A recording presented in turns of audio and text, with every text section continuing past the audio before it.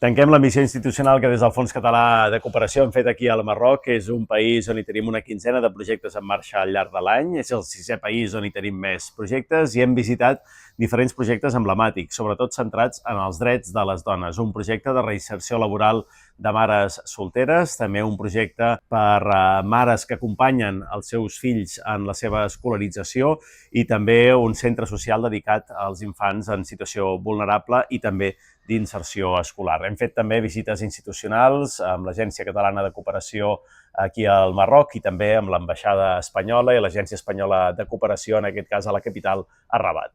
També hem aprofitat aquest viatge per visitar Marràqueix i els projectes de reconstrucció del terratrèmol que mitjançant la Comissió Món Local i Refugi i amb més de 500.000 euros hem destinat a la reconstrucció després del terratrèmol. La veritat és que estem molt satisfets d'aquest viatge.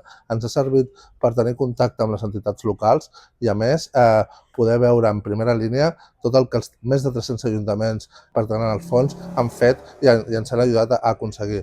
La veritat és que des de la comissió estem molt satisfets d'aquest viatge i n'estem convençuts que podrem seguir treballant amb el Marroc. El més important ha estat veure com la solidaritat dels municipis de Catalunya es tradueix en resultats i en millora de les condicions de vida de moltíssima gent. Ho fem a molts països i també aquí al Marroc.